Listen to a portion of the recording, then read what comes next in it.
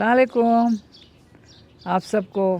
کیسے ہیں آپ لوگ؟ اچھے ہیں؟ وہی شام ہے، وہی وقت ہے، اور میرے خیال سے آپ کو چڑیوں کی آوازیں آ رہی ہوں گی. شام ہو رہی ہے، مغرب شروع ہونے والی ہے. میرے خیال سے تیاریاں کر رہی ہیں اپنے گھونسلے میں جانے کی، اور ان کا کھانا پینا یہیں پہ ہوتا ہے. بڑا اچھا ہمیں میوزک دیتی ہیں پورا دن. بہت اچھا ساتھ ہے ان کا. آپ کو آ رہی ہیں آوازیں؟ پتہ نہیں.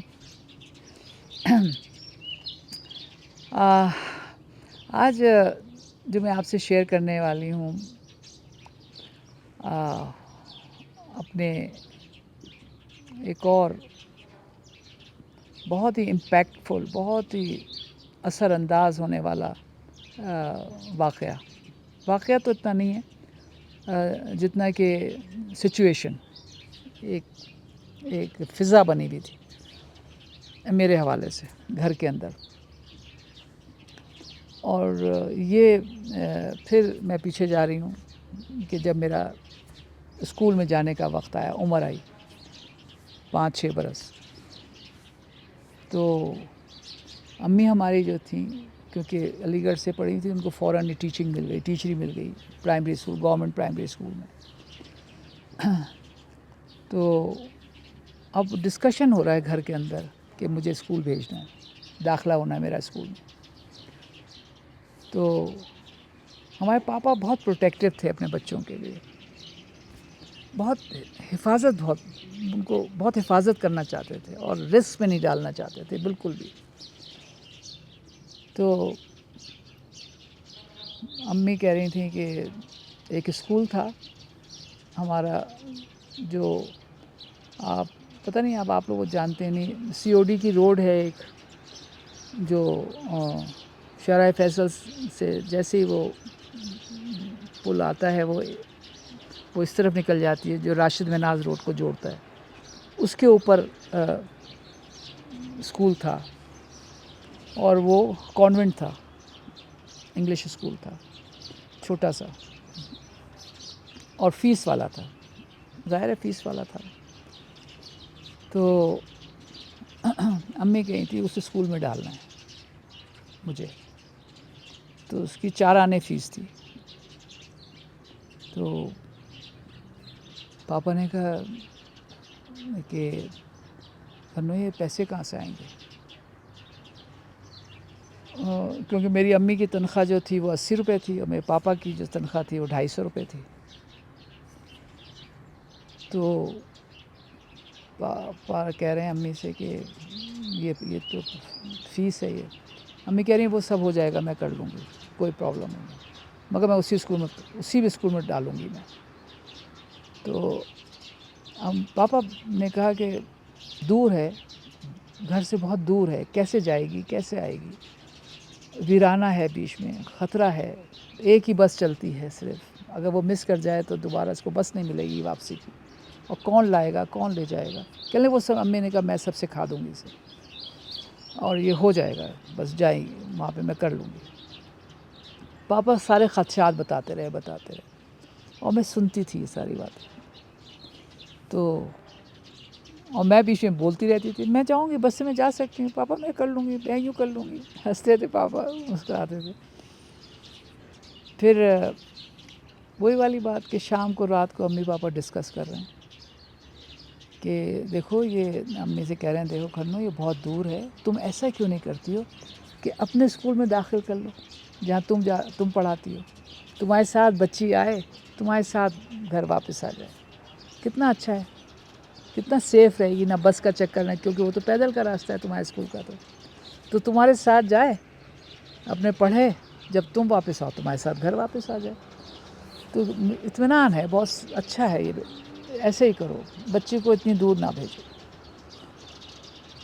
تو امی نے کہا نہیں، میں اس اسکول میں نہیں پڑھاؤں گی، اپنے اسکول میں نہیں پڑھاؤں گی جس میں پڑھاتی ہوں. تو پاپا کہہ رہے ہیں کہ کیوں؟ تو امی کہہ رہی ہیں حسین مجھے انگلش اردو سے مطلب نہیں ہے.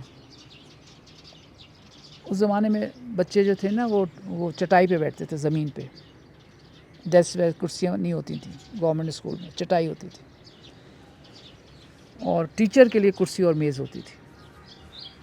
تو امی نے کہا کہ مجھے یہ گورنمنٹ اسکول کا سیٹ اپ نہیں پسند ہے، یہ بچوں کے لیے یہ سیٹ اپ ایسا ہے جس کے اندر بچوں کو اسکول میں لا کے محکومیت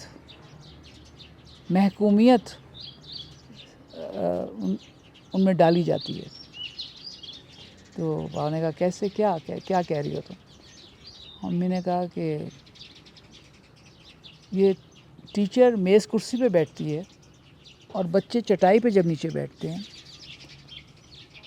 تو یہ ایک منظر پیش کرتا ہے جس میں ٹیچر یہاں ہے، اس کا میز کرسی، اور بچے زمین پہ ہیں، چٹائی پہ ہیں. تو معصوم ذہنوں کے اوپر یہ جو ہے یہ بتا دیتا ہے کہ زندگی ایسے گزرے گی، ٹھیک ہو جاؤ، تم یہاں ہو اور یہ یہاں. لوگ ایسے ہوتے ہیں، جینا ایسے ہوتا ہے، زندگی ایسے ہوتی ہے، ایسے ہی چلے گا، اور اپنے آپ کو اپنی جگہ پہ رہنا سیکھو. امی نے کہا کہ اس سے بچوں میں محکومیت اور اونچ نیچ اور زور آور اور کمزور اس بیٹھنے کے انداز کے اندر کلاس کے اندر سمجھا دیا جاتا ہے، اس اسکول کے اندر جہاں پہ ٹیچر کرسی پہ ہے اور بچے زمین پہ. اور میں تو اپنے بچوں کو یہ نہیں دکھانا چاہتی، میں تو برابری چاہتی ہوں، ان کو برابری کا تصور ہے، ہر حال میں برابری کا تصور ہے. تو میں زمین پہ نہیں اپنے بچوں کو بٹھاؤں گی. تو پاپا ہنسنے لگے. پاپا نے کہا تم اتنا اس طرح سے دیکھ رہی ہو. تو ایسا کرتے نا، مذاق میں کہا کہ امی کے لیے ایک میز کرسی چھوٹی سی لے جاتے ہیں، وہاں رکھ دیتے ہیں. مذاق کیا ایسے کہ اس کے لیے کر دیتے ہیں. ان کا مطلب یہ نہیں تھا کہ ایسے کرنا ہے، ہنسی میں جوک بن گیا وہ. تو میں یہ باتیں جب میں نے امی کی والی سنی تو میں اس وقت تو نہیں اتنی عقل تھی. اب جب ریفلیکٹ کرتی ہوں، زندگی میں آئی ہوں اور چیزوں کو دیکھ رہی ہوں، ان کے پیمانے ہیں اور یہی پیمانے ہیں انصاف کے، تو میں اس کو پھر میرے ریفلیکشن میں، میرے سوچوں میں آتا ہے وہ یہ ڈائلاگ. اور میں کہی تھی کہ باپ جو ہے وہ تحفظ سوچ رہا تھا کہ تحفظ رہے، میری بیٹی محفوظ رہے، اور ماں جو ہے وہ یہ سوچ رہی تھی کہ میری بیٹی محکومیت میں نہ جائے. اور دونوں اچھی سوچیں تھیں، دونوں مثبت ہیں. یہ دیکھیں کیا کمال کا کمبینیشن تھا ہمارے اماں ابا کا، سوچوں کا. آپ لوگ سوچ رہے ہوں گے کہ اچھا بھائی آخر میں فیصلہ کیا ہوا، کون جیتا، ابا جیتے یا اماں جیتی؟ اماں جیتی. ہم اسی اسکول میں گئے اور پھر امی نے کافی دن ہمیں بس پہ چڑھنا سکھایا، ہمیں بتایا کہ ایسے بس پکڑتے ہیں، یہاں اترتے ہیں، یہاں سے پھر چڑھتے ہیں. ایک ہی بس چلتی تھی، ڈرائیوروں سے بات کی، کنڈکٹر سے بات کی، اور ہمارے محلے سے اور بھی لوگ جاتے تھے بس میں. تو ہم سبھی کے بچے تھے، وہ سب خیال کرتے تھے بیٹا اتر جاؤ، اب یہاں اتر جاؤ، اب تو بس تمہارا اسٹاپ آ گیا بیٹا. یہ ہم پورا، کیونکہ وہیں کے لوگ ہوتے تھے سب. تو ہم آنے جانے لگے بس سے اکیلے، اور یہی ہمارے اسکول تھا. اور وہاں پہ بالکل برابری تھی، بینچ تھے، ڈیسک تھے، ٹیچر جیسے ویسے ہم. اور آف کورس تعلیم کا انداز بھی بہت مختلف تھا کافی.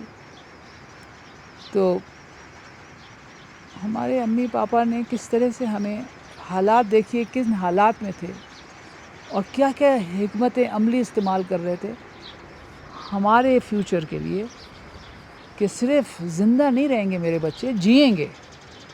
ان کو جینا ہے، صرف زندگی نہیں گزارنی ہے، ہمیں جینا ہے، اور ہم جی رہے ہیں. تھینک یو اس وقت کے لیے امی، تھینک یو پاپا، بہت شکریہ. اسکول تعلیمی نظام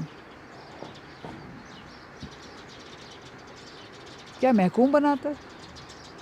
محکومیت کی تربیت دیتا ہے؟ سوال ہے جینے کے لیے، سوچئے گا۔ بہت شکریہ، سلامت رہیں اور جیتے رہیں۔